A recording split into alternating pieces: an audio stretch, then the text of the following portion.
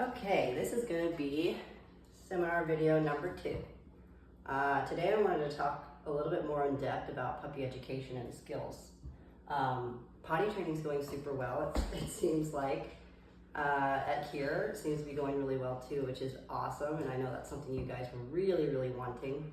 But I felt compelled to kind of give you guys more information on how to mold your puppy into a great little dog. Speaking of little dogs, we'll go over first little dog syndrome. What is it? Tiny dogs. You see them. Chihuahuas are notorious for it. Nipping aggression, defensive aggression, really barky, yappy. Those are some of the descriptions that people use when they talk about little dogs. It's sad because little dogs are actually great dogs. Chihuahuas, Dachshunds, Yorkies, they are all very intelligent dogs and just as trainable and just as friendly as any other breed of dog. The reason why little dogs like that get little dog syndrome is because you have to understand where they're coming from. When they're tiny, teeny tiny little dogs, the whole world is huge to them and sometimes scary. It could be really scary. And so that puts them on the defensive and they feel like they have to defend themselves, whether it be barking or nipping or just straight aggression. It does happen and it can become a habit. Now, how do we prevent this from happening? Well, you could start out by socializing your dog. Socialization is a big one, especially at her age. You really want to, especially since she has her shots now as well, you want to expose her safely to other dogs, other people, and show her that she has nothing to be afraid of. Because that's what it really comes down to. Little dog syndrome is fear-based. So some of the things you could do with that is just, I have a little key here, make training sessions fun. Okay, so what does that mean? You have a guest come over, she might be a little afraid, she might be really friendly. You want to reward her for approaching. You want to reward her for being curious or even coming to you for guidance, which means if she's looking at you, that means she's coming to you for guidance. That kind of goes into socialization as well. Dogs and people, other pets, other animals, that's going to be a big one for her because she is a dachshund. They're known for going after vermin, little creatures, so that's something you want to look out for if you want her around those types of things. Another one you want her to get used to is grooming, vet visits. Little dogs are also known for being very defensive when it comes to the vet. Things you can do to prevent that is taking her gently and just playing with her little paws, playing with her little ears, getting her used to being touched all over, loved on all over, held is a big one. We never want her to be afraid to be picked up. So one of the things that I do, especially with the little dogs, because if you notice when you go to pick her up real fast, you know, she's down here and you're going like this, no, she'll run away, as I think anyone would at her size if they saw someone storming after her like that. So one of the things you want to do and you want to work on at home is making sure that you go slower and even going under the chin, underneath her, instead of coming like this, like a hawk or a predator. Okay, you want to go under if you can, and go slow. Even going to the side like this and kind of scooping her up this way is much more comfortable for her because she doesn't think that you're trying to get her. It sounds silly, it does work. I've done it tons of times. I've done it with her and she responds very well to it. And if you need, I can go more in depth on that.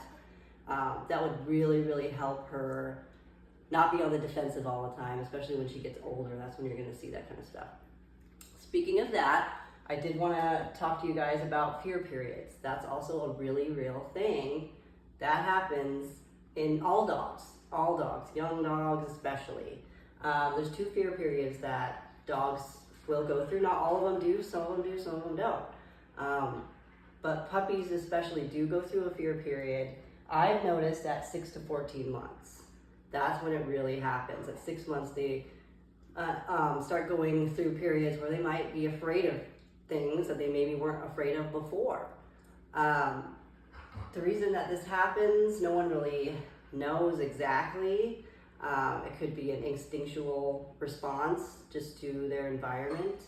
One of the things you could do to prevent this from happening is just positive reinforcement. Yesterday she was really afraid of the Roomba vacuum that we have downstairs.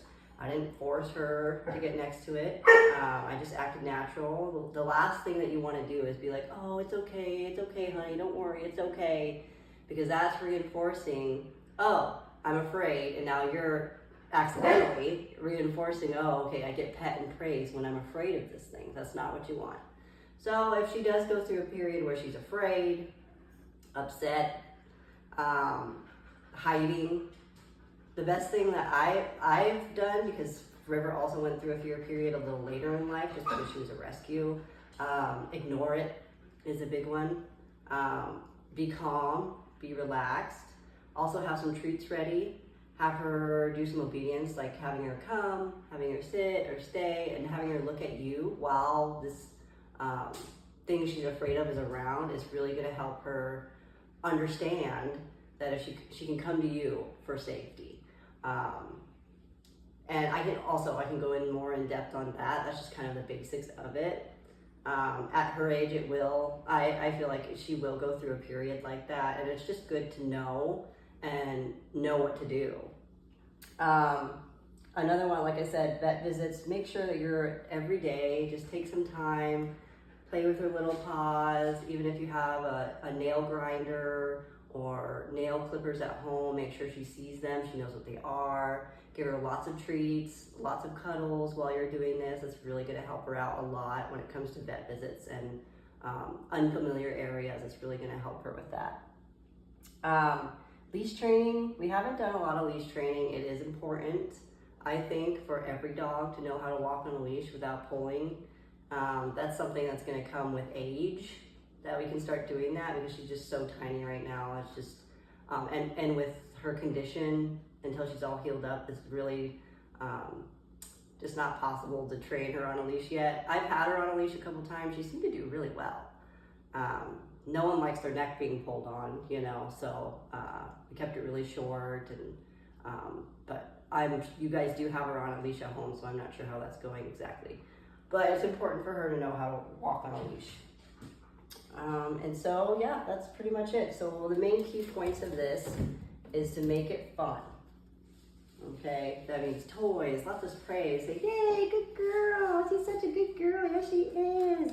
Keep it short as well. That, like I was telling you before, puppies do not have a long attention span.